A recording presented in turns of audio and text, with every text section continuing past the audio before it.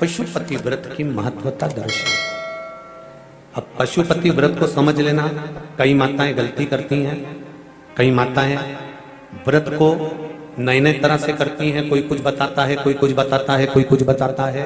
उस व्रत को आप समझ लीजिए, पशुपति व्रत। पशुपति व्रत 5 सोमवार का होता है। कितने सोमवार होते हैं अच्छे से समझ लेना। 5 सोमवार का व्रत है। आज अष्टमी का दिन आप लोग अच्छे से समझ लोगे तो आपको फिर कोई ये नहीं होगा कि मैंने व्रत करा और मेरा काम क्यों नहीं हुआ। उसमें अपने को अपनी गलती छांटना है कि गलती कहां हो रही। पशुपति व्रत 5 सोमवार का होता है। बीच में किसी सोमवार पर यदि एकादशी पड़ जाए या कोई तीज पड़ गई या कोई त्योहार पड़ गया, कोई नवरात्रि का व्रत कर रहे हो या कोई त्योहार का व्रत कर रहे हो या कोई तिथि का व्रत कर रहे हो और उस दिन सोमवार पड़ गया, अब आपने विचार करा कि मेरा पशुपति का भी व्रत है और साथ में तीज का भी व्रत है, तो कौन सा व्रत करूं मैं। तो उस समय पर आपको पशुपति व्रत छोड़ देना चाहिए। फिर आप तीज का व्रत कर लो या चतुर्थी का करती हो तो चतुर्थी का करो, छठ का करती हो तो छठ का करो, नवरात्र के व्रत करती हो तो नवरात्र के करो। 5 व्रत पशुपति होते हैं। व्रत करने के लिए जब आप निश्चित करें कि मुझे इस सोमवार से पशुपतिनाथ के व्रत करना है, जीजियों भाइयों ध्यान रखना, उस दिन सुबह स्नान करने के बाद में बड़े प्रेम से पूजन की थाली लगा लो। उसमें चंदन, अबीर, गुलाल, जो भी आप रखना चाहें, रौली, चावल, मूली, जनेऊ, पंचामृत, चाहो तो अलग अलग ले जाओ, चाहो तो एक साथ मिलाकर ले जाओ। भगवान शंकर की पूजन करो सुबह के समय पर और शिव जी का पूजन कर कर, आराधना कर कर भगवान शंकर से प्रार्थना करो, हे शिव जी, हे ओगरदानी, हे त्रिकालदर्शी, हे कैलाशी, अविनाशी, आज से मैंने पशुपति व्रत प्रारंभ करे। बाबा मेरा ये व्रत इस कार्य के लिए मैं कर रही हूं, आप स्वीकार करना। बाबा को निवेदन करना। पूजन का सामान थाली में उतना लेकर जाना कि सुबह भी काम आ जाए और शाम को भी काम आ जाए। अलग से पूजन का साहित्य में शाम को अलग से नहीं रखना। थाली में उतना ही रख के ले जाओ जितना सुबह भी काम आए और शाम को भी काम आए। बाबा को निवेदन कर कर पूजा की थाली वापस ले आओ। शाम के समय पर घर में मीठा बनाओ, 6 दिए रखो थाली के अंदर घी के, और दिए रखकर मीठा ले जाकर मंदिर में पूजन करो। शाम को स्नान कराने की जरूरत नहीं, पंचामृत स्नान की जरूरत नहीं है। शाम को तो केवल जल का छींटा दे दो, पंचामृत का छींटा दे दो। बाबा की पूजन करो। पूजन कर कर प्रसाद के पहले 3 हिस्से करो। 3 हिस्से करने के बाद फिर आप दिया लगाइए। फिर बाबा को कितने दिए लगाना है? जम के बोलो, 5 दिए लगाना है आपको शंकर भगवान। 5 दिए लगाइए। एक एक दिया जलाते जाएं और शंकर भगवान से पहले सोमवार को दिया जलाते समय अपने हृदय की बात कहते जाएं। 5 दिए पूरे हो जाएं। 6ठा दिया जलाना नहीं है, उसको थाली में वापस रख लेना। दिए को थाली से नीचे उतारना जरूर। कौन से दिए को? जम के बोलो जरा। 6ठे दिए को मंदिर में उतारना जरूर और फिर वापस थाली में रख लेना है।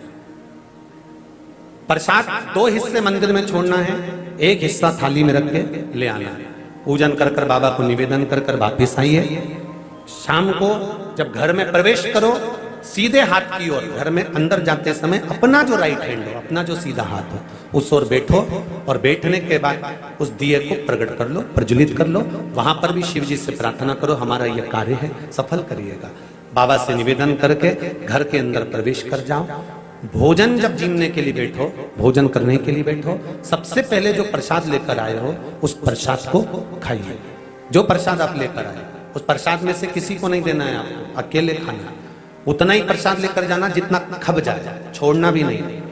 सबसे पहले प्रसाद खाइए, उसके बाद में भोजन करिए। इस व्रत में सुबह आप फलहार कर सकते हो, शाम को भोजन कर सकते हो। भोजन में ये जरूरी नहीं है कि मीठा ही खाना है, नमकीन भोजन भी कर सकते हो। बस मीठा कब खाना है? जब प्रसाद का 1 हिस्सा लेकर आओ तो वो 1 हिस्सा आप खाओ। उसके बाद में जब भोजन करो तो नमक का करो, कोई मना नहीं, मिर्ची का करो, पर उसमें दिखावा ना करो। और भोजन करें। ऐसे 5वां जब सोमवार आ जाए, बीच में अगर कोई सोमवार छूट भी जाए तो व्रत करना, पूजन मत करना। कोई रजो धर्म आ गया, रजस वाला धर्म आ गया, कोई कार्य आ गया तो उसमें पूजन करना, पूजन नहीं करना है, उसमें व्रत जरूर करना। और जब 5वां व्रत रहे, और 5वां व्रत जब रहे तो उस 5वें व्रत में जब सुबह पूजन कर आओ, शाम को पूजन करो, तो शाम को भगवान पर 108 या तो चावल के दाने, मूंग के दाने, या बेलपत्र, या फूल की पत्ती, जो भी 108 चढ़ा सकते हो भगवान को चढ़ाकर एक श्रीफल 11 रुपए उस पर रखकर शिव जी से निवेदन कर कर घर पर आ जाइए, दिया लगाइए और बाबा से निवेदन कर कर प्रसाद पाइए। अगर नियम से कर लिया तो मेरा विश्वास कहता है 5 सोमवार के अंदर ही आपका काम हो जाएगा, 5वें तक पहुंचोगे।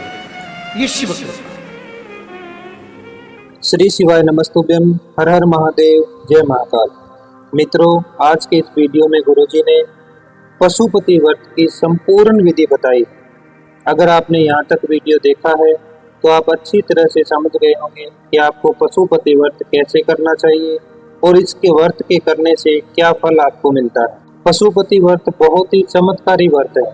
यह व्रत करने से आपकी हर मनोकामना पूरी होती है, चाहे आपकी नौकरी से संबंधित मनोकामना हो, चाहे आपके बच्चों की शादी से संबंधित मनोकामना हो, चाहे आपकी व्यापार से संबंधित मनोकामना हो, चाहे आपकी किसी रोग से संबंधित मनोकामना हो, किसी भी प्रकार की अगर आपकी मनोकामना है तो पशुपति व्रत करने से अवश्य पूरी होती है। पर यह व्रत आपको पूरा नियम से करना होता है। अगर हम एक भी गलती कर देते हैं तो इस व्रत का फल हमें नहीं मिलता।